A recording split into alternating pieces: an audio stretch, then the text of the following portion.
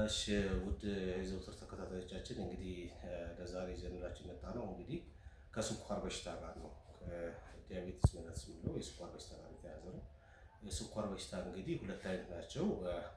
ታይፕ 1 እና ታይፕ 2 እንላቸዋለን። የመጀመሪያ እና ሁለተኛ አይነት ነው የሚባሉ። የመጀመሪያው እንግዲህ አብዛኛውን ጊዜ ከዘር ነው የሚመጣው፣ ከዘር ይመጣል። የመጀመሪያው ከዘር እንደመምጣቱ መጠን ደግሞ ከሁለተኛው ደግሞ ከአመጋገብ ከሰው ልጅ ችግር ከአኗኗር ችግር ምግብ አመጋገብ ከእንቅስቃሴ ጋር በተያያዘ የሰው ልጆች አግባባዊ በሆነ መንገድ ህይወታቸውን በማይኖርበት ሰዓት ላይ የሚመጣ ነው። በሁለቱም አይነቶች ሲመጣ የመጀመሪያው ደረጃ ሙሉ በሙሉ የኢንሱሊን የሚያመነጨው የሰውነታችን ኢንሱሊን የሚያመነጨው የሰውነታችን አካል ወይም ግላንድ የምንለው እሱ ነገር ሙሉ በሙሉ ከዘር አለመኖሩ ነው።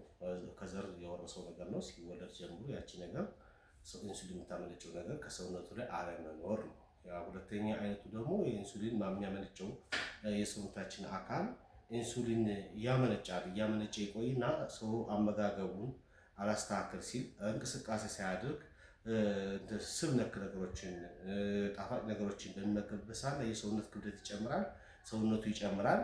ሁለተኛ ደግሞ ሰውነታችን ከሚፈልገው መጠን በላይ ግሉኮስ በሰውነታችን በሚገኝበት በሚፈጠርበት ሰዓት ላይ ሰውነታችን ለአደጋ ጊዜ በማሰብ ያስቀምጠዋል። ሆድ መጨመር፣ ቦርጭ መጨመር፣ ከኋላ ማጅራት ላይ ደግሞ የሆነ ስብ የሚከማቸዋል። እነዛ ስቦች እንግዲህ ያችን የኢንሱሊን የምታመነጨዋል ግላንድ የምንላት ኢንሱሊን የሚያመነጨውን ነገር ይሸፍነዋል። ሞራ እየሸፈነ ሲሄድ የሰው ልጅ አንድ ጊዜ እጁን በሆነ ጨርቅ ነገር ጠቅልሎ 2 ቀን ምንም ነገር ህመም በሌለበት 2 ቀን ቆይቶ ያንን ጨርቅ የሚያነሳው ከሆነ እጁ በስብሶ ይገኛል። ወይም ሴሉ የላይኛው የሰውነቱ አካል የእጁ አካል በስብሶ ይገኛል። ልክ እንደዛ ሁሉ ሞራ ወይም ጮማ ይሸፍነዋል። ይሸፍናትና ያቺ እየሞተች ትሄድና ኢንሱሊን በሰውነታችን ላይ አስፈላጊ በሆነው መጠን ልክ ማመንጨት እያቃታት ሲሄድ በሰውነታችን ላይ የስኳር በሽታ ይታያል።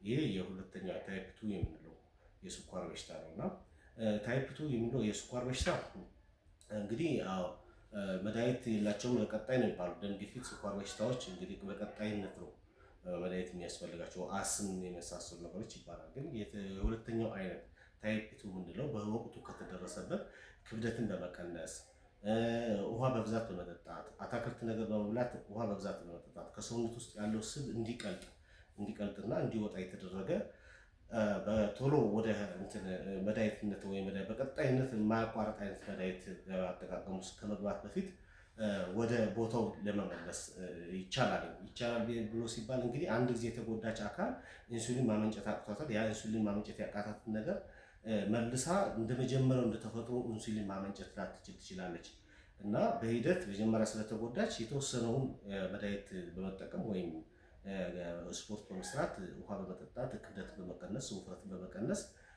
እንድታመነጭ ወደ ተፈጥሯዊ ማመንጨት ሂደቷ እንድትገባ ማድረግ ይቻላል። ግን በቀጣይነት ግን ኢንሱሊን አመንጭታ ህይወታችን በሙሉ ልንቀጥል ላንችል እንችላለን። ለምን መጀመሪያ ጉዳት ስላለ በሂደት በቀጣይነት ሙሉ በሙሉ ይታከማል ማለት ሳይሆን ተመልሳ የመጎዳት እድሉ ሰፊ ስለሆነ የታይፕ 2 የምንለው አይነት ለጊዜው መድኃኒት ከመጀመር በፊት የሰው ልጅ አመጋገቡና ክብደቱን ውፍረቱን መቀነስ የሚችል ከሆነ ለተወሰነ ዓመታት የሚሆን ለተወሰነ ጊዜያት መድኃኒት ሳይጀመር መቆየት ይቻላል እና የታይፕ 1 የምንለው ግን ሙሉ በሙሉ ኢንሱሊን የሚያመነጨው ግላንድ ስለማይኖር ያ ነገር በሚከሰትበት ሰዓት ላይ እንግዲህ በቀጣይነት በመርፌ የሚሆን ኢንሱሊን በአርቲፊሻል መልክ የተዘጋጀ ኢንሱሊን አለ። እሱም በቀጣይነት መውሰድ ወይም ሜትፎርሚን የምንለው ነገር አለ። ከእድሜው አንጻር በቀጣይነት እንዲወስድ ማድረግ ነው ዋናው ነገር። ታይፕ 1 ነው በቀጣይነት መድኃኒት የሚያስፈልገው። ግን ታይፕ 2 ደግሞ በሰዓቱ ከተደረሰበት ነው፣ በሰዓቱ እርምጃ መወሰድ ከተቻለ ነው እንጂ በሰዓቱ እርምጃ ሳይወሰድ ሙሉ በሙሉ ያችን ታመነጨዋ ግላንድ ስራ እስከምታቆም ድረስ ተደርሶ ከሆነ በቀጣይነት መድኃኒት እየተወሰደ ነው መቀጠል የሚቻለው።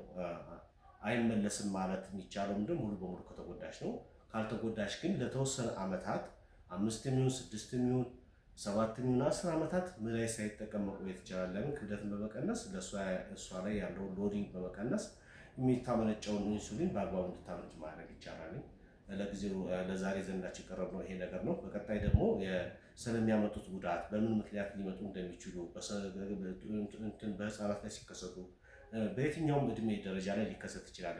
ከ45 ዓመት በላይ በ30 ዓመትም ገና በ5 ዓመትም ገና ሲወለድ ጀምሮ ኢንሱሊን ሊኖር ስለሚችል ሁሉንም በስቴፕ በደንብ አድርጌ አብራራለሁኝ። ለዛሬ ያስኩላችሁን እዚህ ጋር ጨርሳለሁ። አመሰግናለሁ።